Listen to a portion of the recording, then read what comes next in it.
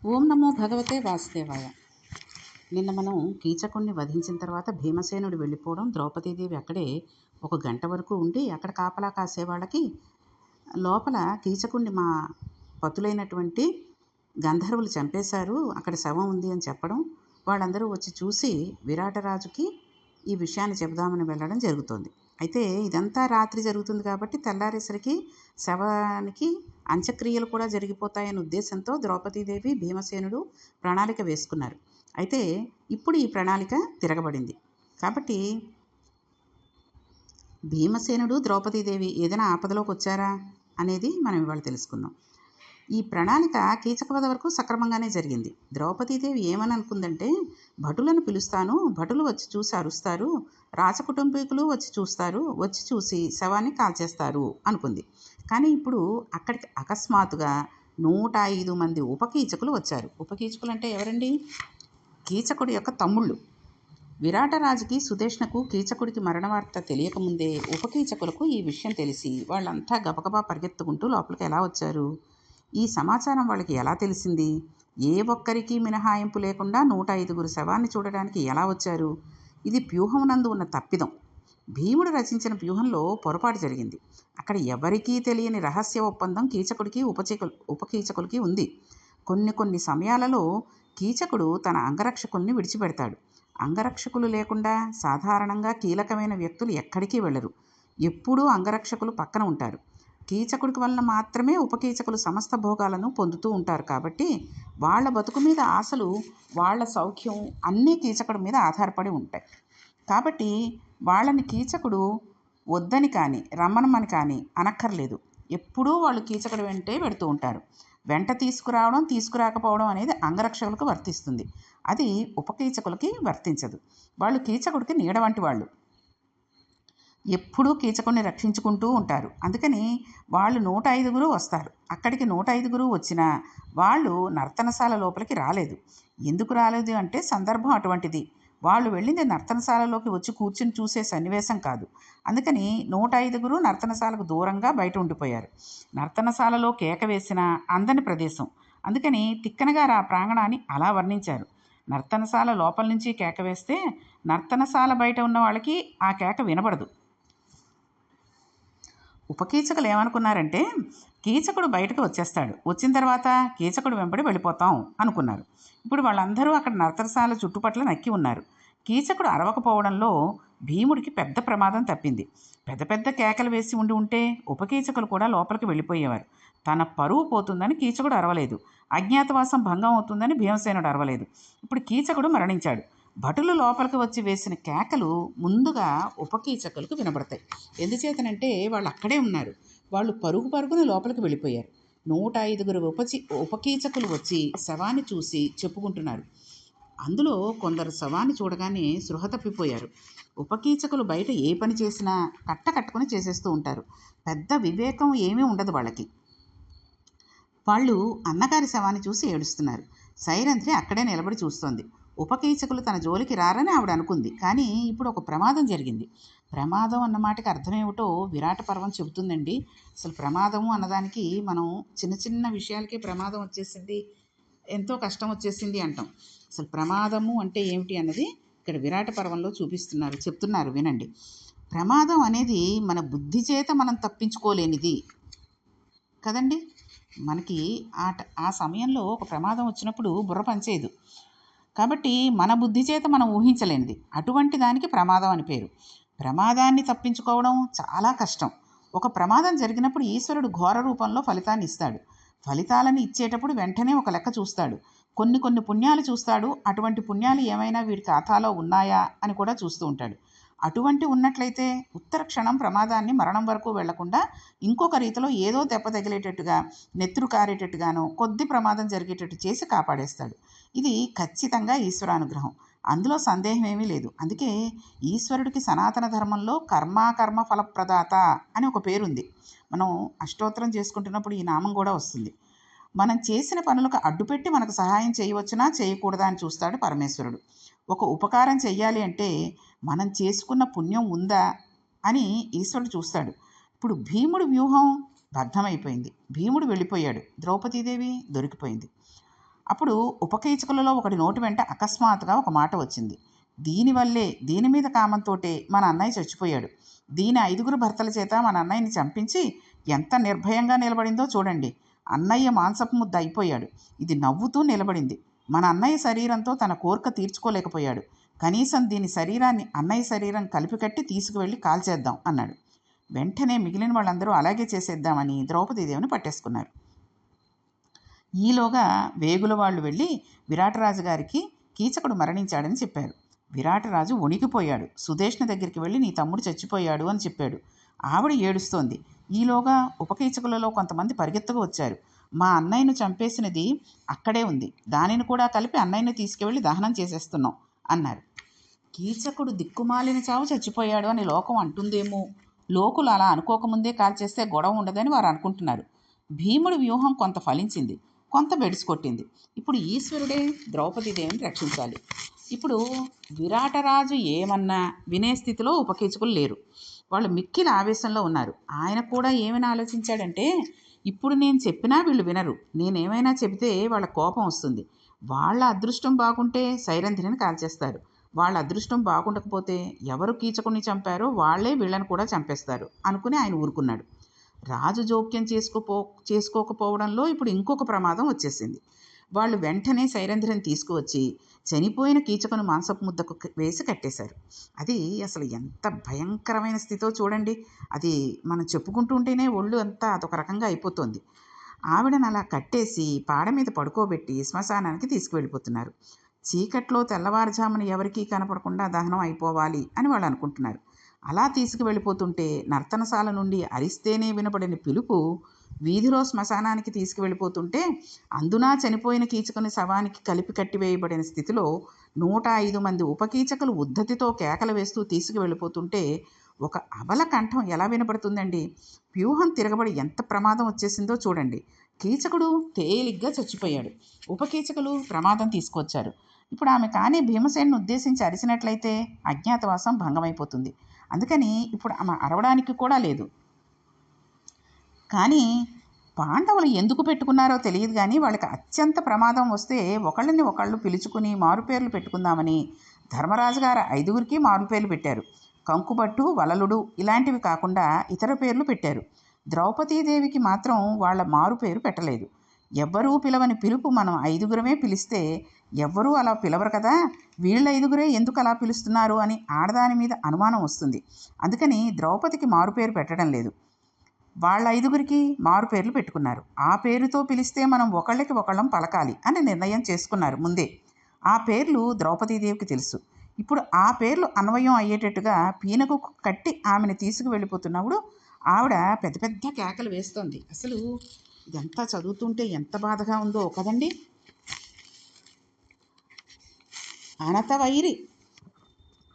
అనతవైరి ఓజయ మహాద్భుత విక్రమ ఓ జయంత దుర్మాన విష్ణుర్నామ నరిపుమర్ధన ఓ విజయాభిదాన తేజోనిహతాహిత ప్రకటసూర గుణప్రతిభాస యో జయచ్చేన విరోధి బాహుబల జృంభణ భంజన యో జయద్భల అని అరిచింది. ఒక్కొక్కళ్ళ పరాక్రమాన్ని చెబుతూ అరిచింది. మొదటిగా జయ అంది. జయ అనేది ధర్మరాజు గారి సంకేతనామం. జయంత అనేది భీముడి సంకేతనామం. విజయాభిదాన అంటే విజయుడు. విజయుడు అంటే అర్జునుడు, ఆయనకి బిరుదునామం కూడా విజయుడే. జయచ్చేన అనేది నకులుడి సంకేతనామం. జయద్భలుడు అనేది సహదేవుని సంకేతనామం. ఈ 5 విరాటరాజు కొలువులో కంకుభట్టు, వలలుడు లాంటి పేర్లతో ఉన్నారు. అవి కాక వాళ్ళకు మాత్రమే తెలిసే సంకేతం ఈ 5 పేర్లు. ఈ 5 పేర్లతో అరిచింది. అదృష్టం ఎక్కడ ఉంది అంటే ఇంకా శ్మశానం అల్లంత దూరంలో ఉందనగా ఈ కేక ఇంకా నిద్ర పట్టకుండా ద్రౌపది వెళ్ళిపోయి ఉంటుందా అనే అనుమానంతో ఇంకా పూర్తిగా నిద్రపోని భీముడి చెవులు పడింది. ద్రౌపది అరుస్తున్నట్టు వినపడుతున్నదేమిటని ఉలిక్కిపడి లేచి కూర్చున్నాడు. ఉపకీచకుల పెద్ద కేకలు, అరుపులు వినపడుతున్నాయి. అనుమానం వచ్చింది. ద్రౌపదికి ఏదో ప్రమాదం వచ్చిందని కొంచెం దగ్గరగా వెళ్ళి విన్నాడు. అవి ఆవిడ అరుపులే. శవానికి కట్టునన్ను తీసుకువెళ్ళిపోతున్నారు, నన్ను కాపాడండి అని ఆవిడ అరుస్తోంది. భీమసేనుడు వెంటనే కోట ఎక్కి కోట మీద నుంచి కిందకు దూకి ఆ చీకట్లో ఎవ్వరికీ కనపడకుండా వాళ్ళకన్నా ముందు శ్మశానానికి వెళ్ళిపోయాడు. మహాభారతంలో భీముడు, శ్రీరామాయణంలో హనుమ వీళ్ళిద్దరూ చెట్లు పీకి యుద్ధం చేసేస్తారు. అంత బలవంతుడు. అలా కటిక చీకట్లో భీమసేనుడు ఆ శ్మశానంలో పెద్ద చెట్టును పీకి ఎత్తి పట్టుకుని నిలబడ్డాడు. వీళ్ళు కాగడాలు పట్టుకుని ఆ శవాన్ని ఊరేగిస్తూ తీసుకువెడుతున్నారు. వీళ్ళకి ఆ కాకడాల వెలుతుల్లో దూరంగా పెద్ద చెట్టు పట్టుకుని లీలగా ఒక ఆకారం కనబడింది. వాళ్ళకి పెద్ద చెట్టు కింద కాళ్ళు కనపడేటప్పటికీ భయంతో ఉన్న వాళ్ళకి భీమసేనుడు 5గురులా కనపడ్డాడు. ఉపకీచకులలో ఒకడు, 5గురు గంధర్వులు మనకన్నా ముందరే శ్మశానానికి వచ్చేశారు అన్నాడు. వాళ్ళ చేతిలో అన్నయ్యే చచ్చిపోయాడు, మనమెంత అని అన్నగారి శవపు పాడని కింద పడేసి కొంతమంది పల్లెపు ప్రదేశాలలో దాక్కున్నారు. కొంతమంది నీటి మడుగుల్లోకి దూకి అందులో ముక్కు మూసుకుని మునిగిపోయి కూర్చున్నారు. కొంతమంది అంతఃపురం వైపుకి పారిపోతున్నారు. భీముడి నుంచి తప్పించుకోవడం వాళ్ళ తరమాటండి. కాబట్టి భీముడు మంచి అదును దొరికిందని చేతులు తీరిపోయేటట్టుగా పెద్ద చెట్టును చేతితో పట్టుకుని ఎక్కడ వాళ్ళని అక్కడే పట్టుకుని మోది చంపేశాడు. 105 ఉపకీచకులు మాంసపు ముద్దలైపోయారు. వాళ్ళకి ఎలా కనబడ్డాడంటే అంత వేగంతో రక్తపు మరకలతో ఒక్కొక్కడిని దూకుతూ కొడుతూ ఉంటే వాళ్ళకి తమను 5గురు కొడుతున్నట్టే కనబడ్డాడు. అంటే ఎంత వేగంతో కదులుతూ చెట్టు పట్టి కొట్టాడో ఒకసారి ఆలోచించుకోవాలి. అటువంటి బలం ఈశ్వరానుగ్రహం. ఇది సామాన్యమైన బలం కాదు. అందులో చీకట్లో ఒకడు తప్పుకు పారిపోతే చాలు. అలా కాకుండా భీముడు 105గురిని చంపేశాడు. తర్వాత ద్రౌపదీదేవి దగ్గరికి వచ్చి ఆవిడ కట్లు విప్పాడు. కట్లు విప్పి, నీకేమీ భయం లేదు, కీచకుడు చచ్చిపోయాడు, ఉపకీచకులు చచ్చిపోయారు, నిన్ను కానీ నన్ను కానీ గుర్తించిన వాళ్ళు లేరు. ఈ 5గురు గంధర్వులే ఉపకీచకులను కూడా చంపారని అనుకుంటారు. నువ్వు మాత్రం ఇక్కడి నుంచి వెళ్ళిపో అన్నాడు. అని తను ఎలా వచ్చాడో అలా గుట్టు చప్పుడు కాకుండా తన వంటింటికి వెళ్ళిపోయాడు. ఇప్పుడు ద్రౌపదీదేవి సచేల స్నానం చేసింది అన్నారు తిక్కనగారు. సచేల స్నానం అంటే కట్టుకున్న బట్ట మీద స్నానం చేసేస్తారు. అలా చేసింది అంటే ఆవిడికి కారణం మనసులో ఒకటి, ఆవిడ శవాన్ని ముట్టుకోవడం జరిగింది. శవాన్ని ముట్టుకుంది కాబట్టి సచేల స్నానం చేయాలి. బట్టలు విప్పి స్నానం చేసి బట్టలు తడపకూడదు. బట్టలు ఉంచుకునే బట్టల మీద నుంచి స్నానం చేయాలి. కాబట్టి సచేల స్నానం చేసింది. అందుకే చూడండి, మామగారు కానీ అత్తగారు కానీ పోయినప్పుడు ఈ కోడళ్ళు కొడుకులు వీళ్ళందరూ కూడా సచేల స్నానం చెయ్యాలి. బాత్రూముల్లో చేసినా సరే ఆ 13 రోజులు కూడా సచేల స్నానం చేసి అప్పుడు ఆ బట్ట మార్చుకుని రావాలి. అంతేగాని మామూలుగా స్నానం చేసేసి ఆ బట్టలు తడిపేసి దాన్ని ఏమంటారు తలుపు మీద వేసేసి స్నానం చేసేసామండి అంటే అది పనికిరాదు. కాబట్టి సచేల స్నానము అంటే బట్టలు విప్పకుండా బట్టలతోటే స్నానం చేసేదాన్ని సచేల స్నానం అంటారు. ఆవిడ మహాధర్మమూర్తి. ఉపకీచకులకు కనీసం ఒక మర్యాద తెలిసి ఉండాలి. ఆవిడ మీద ఎంత క్రోధమైనా ఉండవచ్చు. ఆవిడ ఏ పరపురుషుడిని ద్వేషించిందో ఆ పరపురుషుడి శవానికి వేసి కట్టి తీసుకువెళ్ళడం కన్నా ఘోరం ఇంకొకటి లేదు. ఈవిడ ధర్మం వాళ్ళ అధర్మం రెండూ ఫలితాన్ని ఇవ్వవలసి వచ్చినప్పుడు ధర్మం ఎక్కువ ఫలితాన్ని ఇచ్చేసింది. కీచకుల అధర్మం వలన వాళ్ళు కాలిపోయారు. అందుకని 105గురు కూడా మరణించారు. ఆమె సచీల స్నానం చేస్తే తిక్కనగారు అన్నారు, చీకట్లు పోయి వెలుతురు వచ్చే ముందు చేసిన ఆ సచేల స్నానం అజ్ఞాతవాసం అరణ్యవాసం అనే ఆవిడ కష్టాలు తీరిపోయి చేస్తున్న అవభృత స్నానంలా ఉంది అన్నారు. అంటే అక్కడితో ఇక ఆమె కష్టాలు పూర్తయిపోయాయి, పాండవులకి శుభాలు కలగబోతున్నాయి అని మనకి చెప్పేస్తున్నారు తిక్కనగారు. ఇప్పుడు విరాటరాజు సుదేష్ణతో మాట్లాడుతున్నాడు. ఆ మాట్లాడుతున్నప్పుడు అన్నాడు, సుదేష్ణ, ఇక సైరంధ్రి ఈ ఊళ్ళో ఉండడానికి వీల్లేదు. ఆమెతో నేను మాట్లాడను, నీవే మాట్లాడు. ఆడవాళ్ళు మాట్లాడితేనే బాగుంటుంది. మనసరిగి మాట్లాడగలరు. కాబట్టి నువ్వు చెప్పు. ఆవిడ ఇంకా ఈ ఊళ్ళో ఉండడానికి వీల్లేదు. ఇంకొక చోటికి ఎక్కడికైనా వెళ్ళిపోమని చాలా మర్యాదగా ఆవిడతో చెప్పు అన్నాడు. ఆవిడను వెళ్ళిపోమడానికి సుదేష్ణకు ఒక కారణం చెప్పాడు. ఆమె చూస్తే అతిలోక సౌందర్యవతి, పురుషులు చూస్తే చపల చిత్తులు. మన్మధుడు చూస్తే అలాంటి వాళ్ళ మీద దృష్టి పడేటట్టుగా ఇలాంటి వాళ్ళ మీద బాణాలు వేస్తూ ఉంటాడు. కాబట్టి ఆ వరుసలో ఇంకా ఎంతమంది వెళ్ళాలి? ఈ నగరంలో ఇంకా చాలామంది ఆ వరుసలో వెళ్ళడానికి వీల్లేదు. కాబట్టి అంటే ఆ వరుసలో అంటే కీచకుడు వెళ్ళిన వరుసలోకి వెళ్ళకూడదు.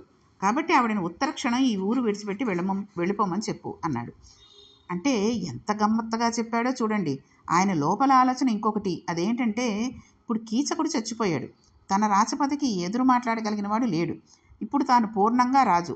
ఇంతకు పూర్వం కీచకుడు తనను కూర్చోబెట్టి అతను పరిపాలించాడు. ఇప్పుడు అలా పరిపాలించడానికి కీచకుడు లేడు కాబట్టి ఇప్పుడు తానే రాజు. కానీ తాను కూడా భయపడవలసిన వ్యక్తి ఇంకొకడు ఉండిపోయాడు. ఆమె ఎవరంటే ద్రౌపదీదేవే. ఆవిడ వచ్చి తనకి ఏదైనా ఉపకారం చేయమని అడిగిందంటే తాను దానిని కానీ చెయ్యకపోతే దానివలన ఆమె 5 భర్తల వలన తనకే ప్రాణహాని కలగవచ్చు. ఇది ఆయన లోపల అనుమానం. లోపల ఒకటి, పైకి ఒకటి. ఇప్పుడు సుదేష్ణ రాజు చెప్పిన మాట కాదని అనలేదు. ఎందుచేతనంటే ఇప్పుడు ఆమె కొడుకు ఉత్తరుడు కూడా యవ్వనుడే అంతఃపురంలో ఉన్నాడు. ఇప్పుడు ఆపద తన భర్తకైనా రావచ్చు, తన కొడుకైనా రావచ్చు. అందుకనే విరాటరాజు సైరంధ్రిని ఆ ఊరిలోంచి పంపించి వేసే ప్రణాళిక వేశాడు. సైరంధ్రి రాజవీధిలో నడిచి వెళ్ళిపోతోంది. ఆవిడని చూపించి వీధులలో ఉన్నవాళ్ళు మాట్లాడుకుంటున్నారు. మన కీచకులు 106 మందికి కూడా మారకం అనే రూపంలో వచ్చి ఉన్నటువంటి స్త్రీ ఈమె. చూడండి చూడండి అని చెప్పుకుంటున్నారు. నీకు ఒంట్లో కొవ్వు ఎక్కువగా ఉంటే ఒకసారి ఆవిడని చూడు అని ఒకడన్నాడు. అలా వెళ్ళిపోతూ ఆవిడని ఒకసారి చూసి ఆవిడ కూడా ఒకసారి తనను చూసేటప్పటికీ మొహం తిప్పుకుని కొంతమంది వెళ్ళిపోతున్నారు. ఆమె ఎదురుగుండా వస్తుంటే అక్కడి నుంచి తొలగిపోయి మరొక బాటలో వెళ్ళిపోయేవారు కొందరు. దారిలో పొరపాటున ఆమె శరీరం కానీ ఎవరికైనా తగిలినట్లయితే వెంటనే వాళ్ళు భయంతో నేల మీద పడిపోతున్నారు. కడుపు మీద బాదుకుంటూ అమ్మ బాబోయ్ ఆవిడ వస్తోంది అటు వెళ్ళకండని అరుపులు అరుచుకుంటూ పారిపోతున్నారు. ద్రౌపదీదేవి తిరిగి వెళ్ళిపోతోంది. అలా వెడుతున్నప్పుడు భీమసేనుడు వంటశాల దగ్గర కనబడితే ఆమె ఎంతో సంతోషిస్తూ తనలో తాను గొనుక్కుంటున్నట్టుగా ఒక మాట చెప్పింది. కీచకుల తెసపుట్టిన కిల్మిషంబు పాచి నన్ను రక్షించిన పరమధర్మరతికి గంధర్వపతికి నిరంతరంబు భక్తియుక్తి అయి ప్రణమిల్ల బ్రతుకుదానా అందావిడ. కీచకుడికి వలన నాకు ఇంత భయంకరమైన కష్టం వస్తే నా భర్తలైన 5 గంధర్వులలో ఎవడు కీచకుడిని మట్టుపెట్టి నా మానం రక్షించబడడానికి హేతువయ్యాడో ఆయనకి బతికి ఉన్నంతకాలము నమస్కారం చేస్తూ పాతివ్రత్యాన్ని నిలబెట్టుకుని బతుకుతాను అంది. అది గొణుకుతున్నట్టుగా అంటూ నవ్వుతూ భీముని పక్క నుంచి వెళ్ళిపోయింది. కానీ సంతోషాన్ని వ్యక్తం చేయడానికి అవకాశం లేదు. ఇప్పుడు ఆమె ఏమీ తెలియనట్టు భీముడు అన్నాడు, ఎవడి భార్యను ఆమె భర్త రక్షించుకోవడం పెద్ద గొప్ప, దానికి నువ్వు అంత మాట అలా సైరంధ్రి అన్నాడు. అంటే నీవు నా భార్య కనుక రక్షించాను, దానికి అన్ని కితాబులు అవసరం లేదన్నట్టుగా వలలుడిగా భీమసేనుడు అన్నాడు. ఇప్పుడు ఇరువురు చాలా సంతోషంగా ఉన్నారు. నిన్నటి వరకు న్యాయం చెప్పినవాడు లేడు, ఇవాళ ఆవిడికి ఎదురు వెళ్ళినవాడు లేడు. లోకం అంటే అలా ఉంటుందండి. లోకం పోకడ అంత ఆశ్చర్యకరంగా ఉంటుంది. ఇటువంటి స్థితిలో ద్రౌపదీదేవి చాలా సంతోషించింది. ఇక మన వంక వచ్చేవాడు కానీ మన జోలికి వచ్చేవాడు కానీ లేడు అని ఆవిడ చాలా సంతోషంతో ఉంది. అంతే కదండి. నిన్నటి వరకు ఆవిడకి జరిగిన అన్యాయానికి ఇది కాదు ఇలా చెయ్యండి అని చెప్పి కీచకుడితోటి మాట్లాడినవాడు లేడు. ఇప్పుడు ఆవిడ భర్తలు ఇంతమందిని చంపేశారు అంటే ఆవిడకి ఎదురు వెళ్ళి నిలబడినవాడు కూడా లేడు. కాబట్టి ఈవిడ ఎంతో సంతోషంగా ఉంది. అక్కడ అంతఃపురంలో సుదేష్ణ ఏడుస్తోంది. అదే సమయంలో ద్రౌపదీదేవి లోపలికి ప్రవేశించింది. ఆమెకి చాలా ఆనందంగా ఉంది. చిన్నపిల్లలు గంతులు వేసినట్లు కాసేపు ఆనందంతో ఎగురు గెంతులు వేయాలని ఉంది, కానీ బాగుండదని ఊరుకుంది. పెద్ద నవ్వు నవ్వేయాలని ఉంది, కానీ బాగుండదని ముఖం అలా పెట్టుకుని ఉంది. ఈవిని చూడగానే ఉలిక్కిపడిన సుదేష్ణ ఈమెను పిలిచి ద్రౌపదితో ఉంది, నీవు చాలా అందగత్తెవి. ధైర్యం లేనివారు మనసును నిగ్రహించుకోలేనివారు పురుషులు. ఈ 2 కారణాలు ఊహించి రాజు నిన్ను ఇంకొక ప్రదేశానికి ఎక్కడికైనా వెళ్ళిపోమని నన్ను అడగమని చెప్పాడు. అందుకని నీవు ఎక్కడికైనా వెళ్ళిపోతే బాగుంటుంది అంది. నీకు 5 గంధర్వులు భర్తలు ఉన్నారని మనుష్యులను తరిమి చంపేస్తున్నావు. కాబట్టి మా ఊళ్ళో వాళ్ళందరూ భయపడిపోతున్నారు. అందుకని అమ్మ నువ్వు మా ఊరు మా రాష్ట్రం విడిచి ఎక్కడికైనా వెళ్ళిపోమ్మా అంది. ద్రౌపదీదేవిని ఆ ఊరిలోంచి వెళ్ళిపోమని చెప్పడానికి ఆమెలో ఏదైనా తప్పుందా అంటే ఏదీ లేదు. కానీ సుదేష్ణ ఎంత స్వార్థంతో జరిగింది ఒకటైతే ఆమె పాతివ్రత్యాన్ని ఆమె రక్షించుకోవడానికి అభినందించకపోగా ఎంత చమత్కారంగా మాట్లాడిందో చూడండి. కాబట్టి సుదేష్ణ అన్న ఈ మాటలకి ద్రౌపదీదేవి ఏ విధంగా మాట్లాడింది, ఆవిడ ఆ ఊర్లోంచి ఆ రాష్ట్రంలోంచి వెళ్ళిపోయిందా లేక అక్కడే ఉండి అజ్ఞాతవాసాన్ని పూర్తి చేసిందా అనే విషయాన్ని మనం రేపటి పారాయణంలో తెలుసుకుందాం. ఓం నమో భగవతే వాసుదేవాయ.